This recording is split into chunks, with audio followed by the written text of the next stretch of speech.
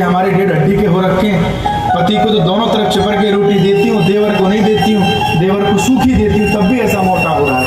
और पति मेरे देखो दिन भर काम करते हो, दोनों तरफ घी लगा के देती हूँ, तब भी ये सूखड़े हो रहे हैं। कहा कि इनको कुछ करो। बोले क्या करे? बोले सुनो, इस समय जाओ खेतों पर बढ़िया गेहूं खड़े हैं, जाके चिड़िया भगाना। इनको भेजा। बोले ठीक है। ये सोचने लगे कि खेत किसका? राम जी का। चिड़िया किसकी? राम जी की। ये अन्न कहाँ से आया? राम जी का। तो राम जी का खेत, आ जाओ रे चिड़िया खाओ भर भर के। बुला बुला के पुवारे आ जाओ।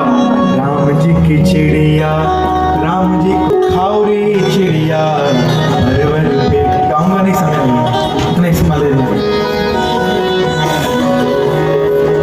ये भजन तो सब आपको यूट्यूब पर भी मिल जाएंगे, कथा थोड़ी मिल जाएगी, आजकल मिल भी जाएगी, पर वो तार कहाँ से लाओगे जो जुड़ा हुआ है। खैर, भाई ने कहा कि तुझे खेत की रक्षा के लिए भेजा था, तूने पूरा खेत उजाड़ दिया।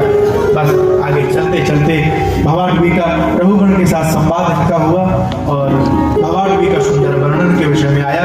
जड़भरत जी ने बड़ी प्यारी बात कही, क्योंकि रघुगण राजा जो पालकी में जा रहे थे, कहर बीमार हुआ, बोला हमारा राज्य बुला लाओ, किसी को भी पकड़ के ले आओ। और कोई नहीं मिला, खेतों पर यही बैठे थे, पालकी में लगा दिया। संत जब चलता है तो नीचे देखकर चलता है, अभिमानी जब चलता है तो ऊपर देखकर चलता है। अभिमानी गिरता है, संत नहीं गिरता, क्योंकि वो नीचे देखकर चलता है। जड़भरत जी चल रहे हैं, पालकी कंधे पर है, रघुगण अंदर बैठा हुआ है। आगे जैसे देखा चिंटी पड़ी है, चिंटी जा रही है, इन्होंने तुरंत उसमें से फलांगा। अब सोचो, जब पालकी चलाने वाला जब गोल पटैया खाएगा, फलांगेगा, तो बैठने वाले का क्या होगा? धड़ाक सीना खोपड़ी लगी ऊपर।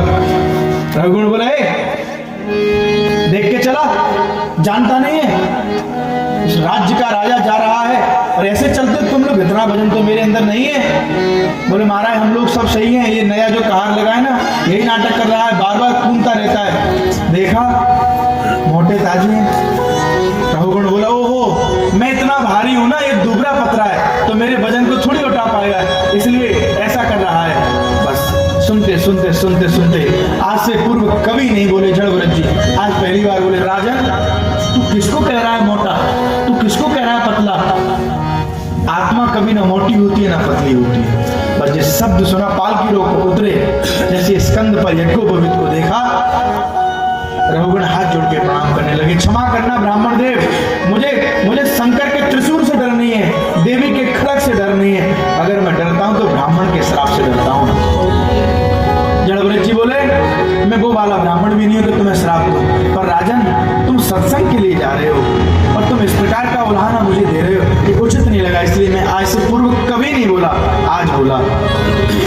तब सुंदर भवाटवी का यहाँ वर्णन हुआ और आगे चल के सुंदर नरकों का वर्णन, गंगा आदि नदियों का वर्णन। गुरुदेव सुखदेव राजा परीक्षित को कहते हैं, राजन जो व्यक्ति जैसा कर्म करता है उसकी वैसी गति, उसको निकल जाने दो पटपटिया को।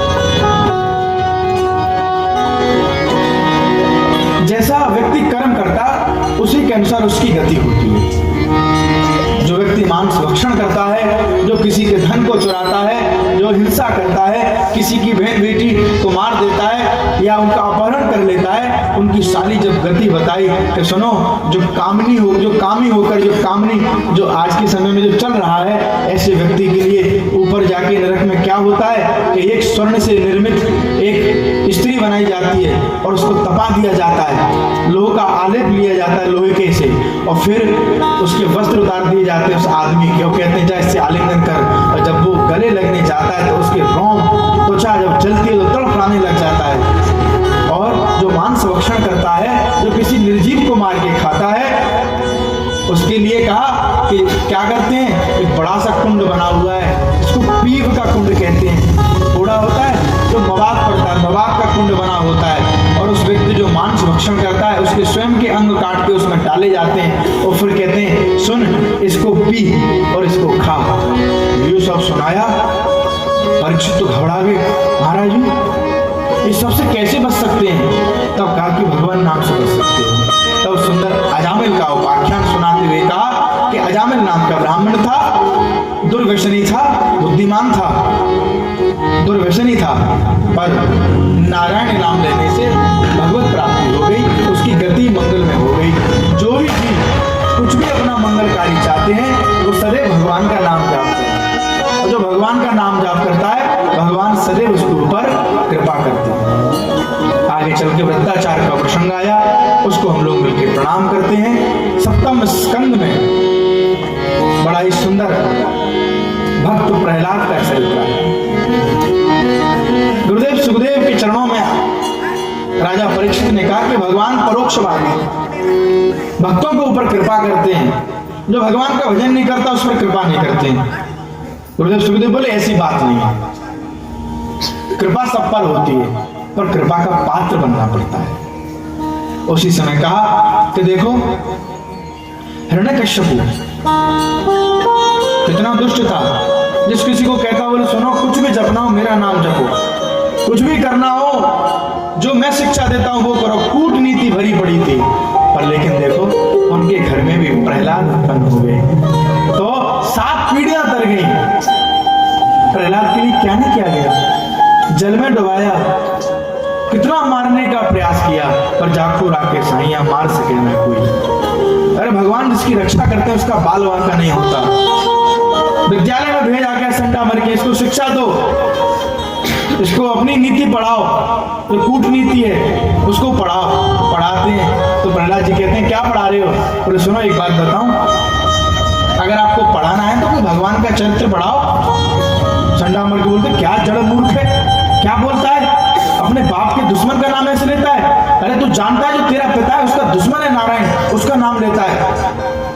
एक दिन घूमते घामते हिरण्यकश्यप आए, बेटा एक बात बता तुझे क्या शिक्षा मिली, एक आध कोई सूत्र मुझको बता। कहा कि पिताजी एक सूत्र तो जो है कि जीवन में सदैव निर्विषण होकर मुक्त होकर भगवान का भजन करना चाहिए, और गति अच्छी चाहते हो तो नवदा भक्ति के विषय में बताया। श्रवणम कीर्तनम विष्णु स्मरणम पाद सेवनम अर्चनम वंदनम वाक्यम भगवान की कथा सदैव सुननी चाहिए। हिरण्यकश्यप के सामने प्रहलाद करे श्रवणम कीर्तनम, कथा नहीं सुन पाओ तो कीर्तन करना चाहिए भगवान का। स्मरणम, कीर्तन भी नहीं करो तो भगवान को याद कर लो। पाद सेवनम, चलो ये भी ना हो तो मंदिर में जाके सीढ़ियों के 4 बार हाथ फेर दो और भाव रखो भगवान के चरण दबा। जब कहा ये तुझे शिक्षा कौन देता है, जाओ इसको मार दो, उसको मृत्यु दंड दो। बुआ आई मुक्ति, बुआ आई आराम से नाचती वही ढोल का, भैया क्या बात है, बोले इसको मारना, बोले मैं मार दूंगी ना, चिंता क्या करते हो। लकड़ियों को इकट्ठा किया गया, कंडे लगाए गए, बोले सुनो इसको मैं गोदी में लेके बैठती हूँ, चुन्नी अपने पास रखूंगी, चुन्नी मेरे सिर पर रहेगी, ये जल जाएगा मैं नहीं जलूंगी, और मैं तो इसको प्यार में लाड में बढ़िया से गोदी में बैठा लूंगी, पता भी नहीं चलेगा। ठीक है, उस स्थान पर होलिका जी गोदी में प्रहलाद जी को लेके बैठी, पर हवा का झोंका आया और हवा के झोंके ने वो चुन्नी जो भगवत कृपा से प्राप्त हुई थी, वो चुन्नी श्री प्रहलाद जी के मस्तक पर आ गई, और प्रहलाद जी तुरंत उठ के बाहर आ गए, और बुआ जी तो जल के धुआं है।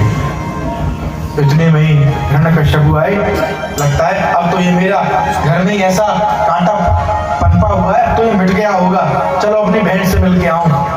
देखा सब राख हो रखा, बहुत अच्छा हुआ, बहुत अच्छा, पर बहन कहाँ गई मेरी। इतने में प्रहलाद जी निकले, पिताजी प्रणाम। अरे खुश रहो, बुआ कहाँ है, बोले पिताजी बुआ तो है ही धुआं है, हाँ बुआ जी की तो बन गए बुआ, तू बोले ये नहीं चुन्नी पिताजी। पिताजी मैं कहता हूँ उसकी शरण में रहिए, वो रक्षा करेगा, प्रमाण आपके सामने है। बस बहुत ज्यादा क्रोधित हुए, पकड़ लिया इसको, बोला अच्छा एक बात बता तेरा ईश्वर कहाँ है। बोलो कहाँ, गलत प्रश्न किया पिताजी आपने, कहाँ नहीं है, हर जगह परमात्मा विद्यमान है। अच्छा तो क्या इस खंबे में भी है।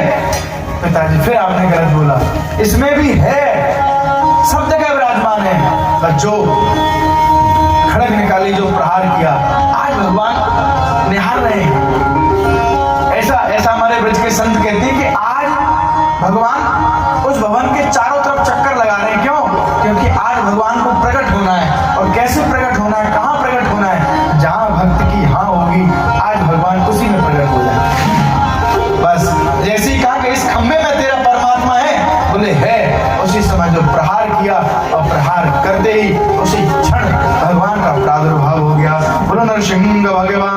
भगवान की आधा शरीर तो मनुष्य का है, आधा सिंह का है। तब फराने लगे, तुरंत गए हिरण्यकश्यप को गोदी में, आप मुझे मार नहीं सकते, मुझे पितामह ब्रह्मा ने वरदान दिया। बोले क्या वरदान दिया है? बोले मैं दिन में मरूं ना रात में मरूं। बोले संध्या का समय है। अच्छा, बोले सुनो, मैंने किसी शस्त्र से मरूं ना अस्त्र से। बोले नाखून, अरे काट लो तो खून निकलने लग जाएगा।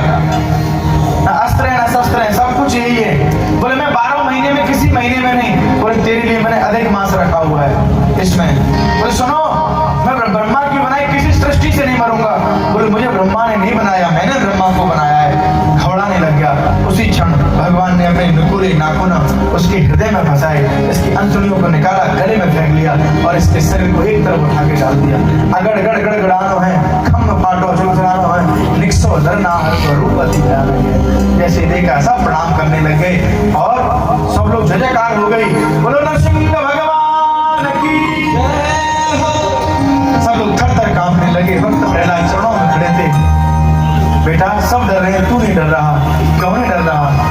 बोले हे प्राण वल्लभ, हे जगदीश, सब लोग आपके मुख को देख रहे हैं, मैं तो आपके चरण को देख रहा हूँ। भक्त सदैव भगवान के चरणों को देखता है। आपके चरण इतने कोमल हैं प्रभु, कुछ मांग ले, कुछ मांग ले। बोले कुछ नहीं चाहिए, एक मन की अभिलाषा है। क्या इच्छा है? बोले क्या, मेरे पिता की मुक्ति हो जाएगी, चाहे जैसे थे, पिता तो मेरे थे ना। भगवान ने कहा अरे तेरे जैसा भक्त, भैया अभी बैठ जाओ बेटा, अभी बैठ, अभी कर ले, अभी बैठ जाओ, अभी बैठ जाओ बेटा। ए भैया